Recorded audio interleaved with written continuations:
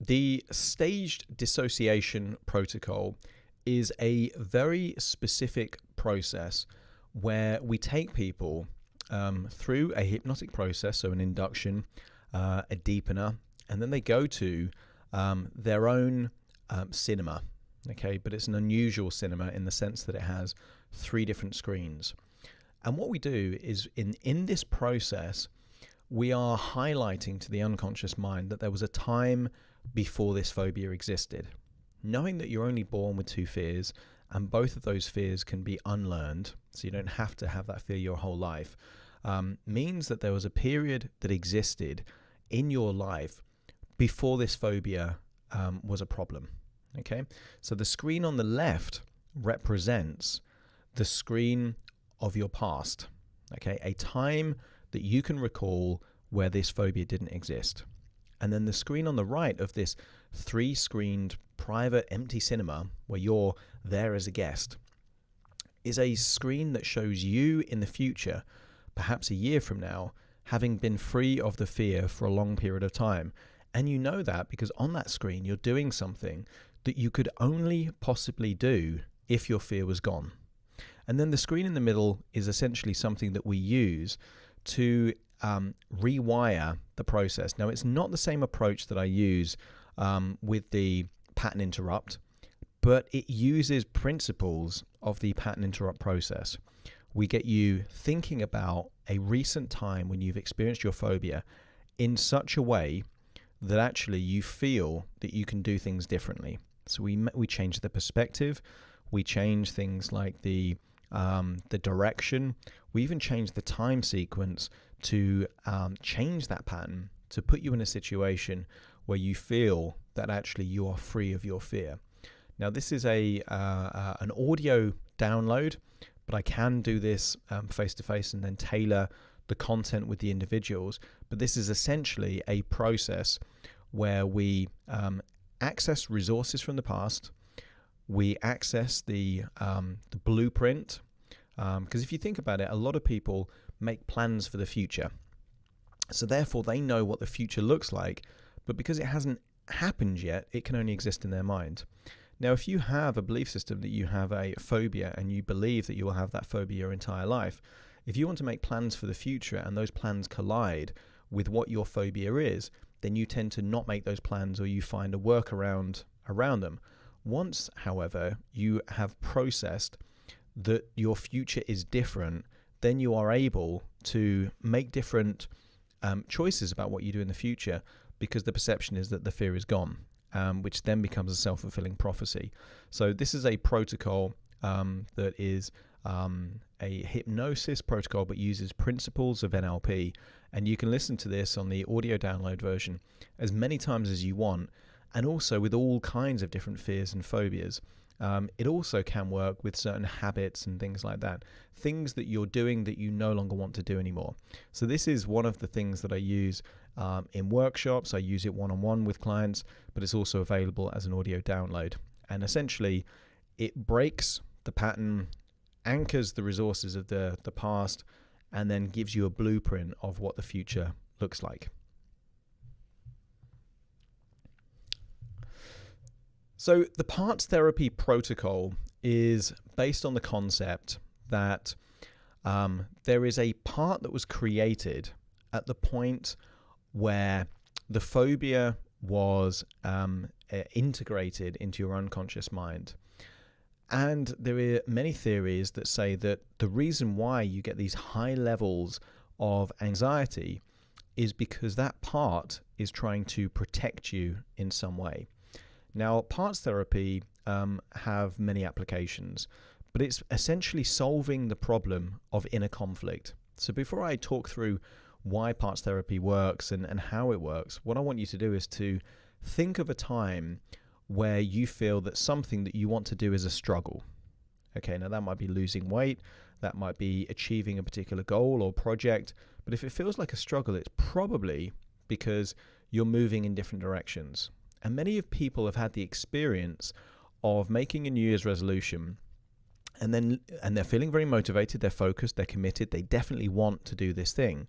But then within a few days, sometimes weeks or even months, they're then doing something which is absolutely opposite to the very thing that they want to do. Now, if a part of you is pulling in one direction and another part is pulling in the other direction, then you're kind of playing a game of tug of war with yourself. It becomes impossible for you to actually make any progress because you're moving in different directions. Now, having worked with so many phobics, the part responsible for anxiety is normally a protective part. It's trying to help you either prepare or cope with what's happened or could happen.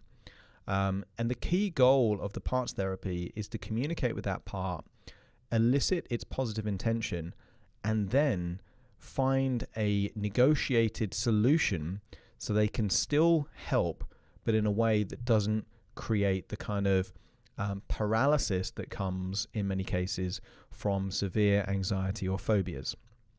So the metaphor that I'm going to use here for this is that this particular process, which I do face-to-face with clients, but is also available as a download, essentially turns a tug of war pulling in different directions to a three-legged race. And a three-legged race is a useful alternative to the tug of war, because if you've ever run a three-legged race, maybe as a child at school on sports day, you'll know that it's not easy and you don't get to run very fast.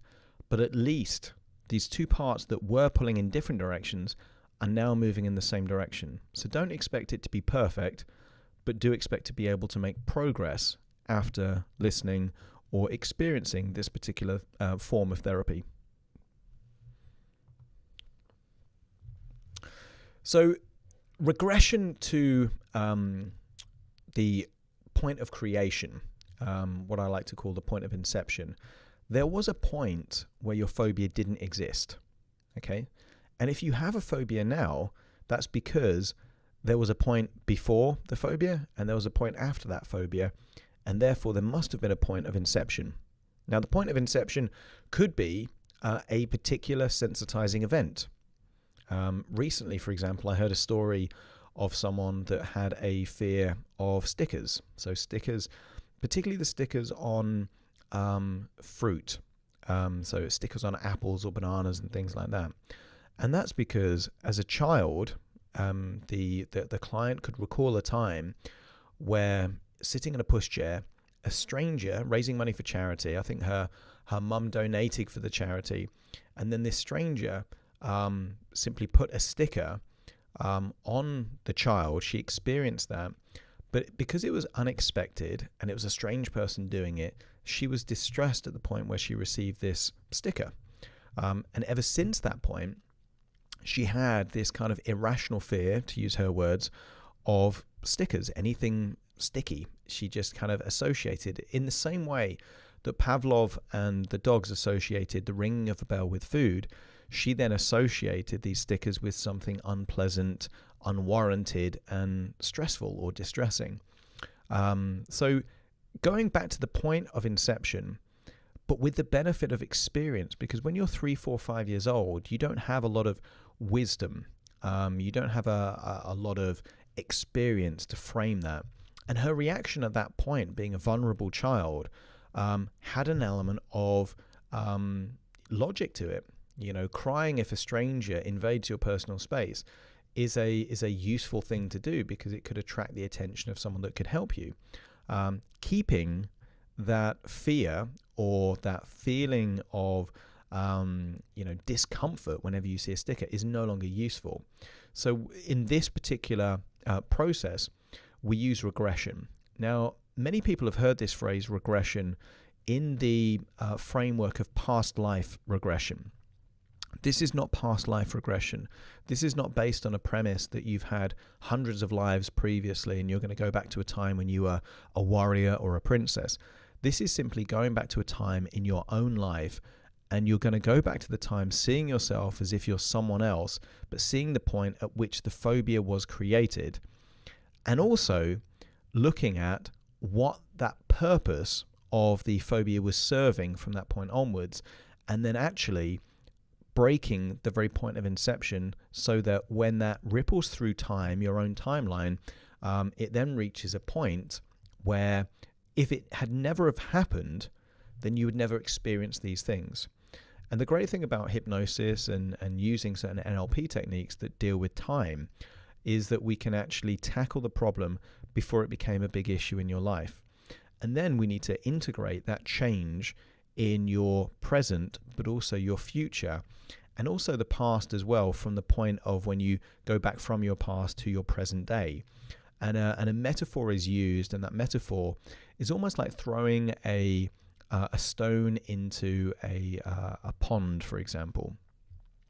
You may throw the stone into the center of the pond, and that's the point of impact, but there will be ripples on the surface of that pond to every single part of that pond.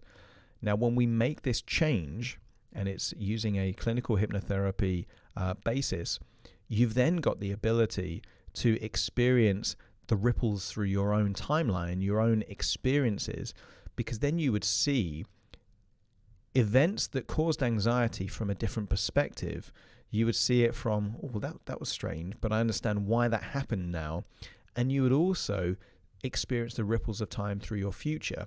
So then you can imagine, well, actually, although that was the case then, it's no longer the case, and therefore my future is different. And it feels weird talking about time in this way, but it's genuinely how many people experience time, because they look backwards when they think about the past and they look toward the future. So it's almost like there is a direction, almost like a line that represents continuity from the past towards the future. And that's really, really useful, because for me, I had lots and lots of anxiety, severe phobias. And when I think about those times now, I know that they happened, and I know that I had those fears and phobias and anxieties, but I can see myself as someone that didn't have the same resources that I now have. So I'm able to look at the past with an element of perspective, but I'm also able to see the future. And in that future, those fears and anxieties don't exist. And interestingly, just as an anecdote, one of my fears was, and it was an interesting starting point, because I'm now heavily involved and regularly interviewed on the media. But I remember when I was about 12, 13 years old, and the radio station I was listening when I was doing a paper round early in the morning was asking people to phone in to win cinema tickets, a prize, for a question about Wimbledon, the tennis tournament. And I felt I could win this. So I called up, and then suddenly, at the point of calling up, I evaluated that potentially there could be lots of people listening and evaluating me. And that's the point of inception for my fear of public speaking. Wasn't speaking in front of an audience. It was speaking on a radio station. And now I've spoken to audiences of hundreds of people. And in fact, just this week, I was featured on national TV to audiences of approaching 1 million people. And there was no fear whatsoever. So just because something was the case doesn't mean it has to be in the future.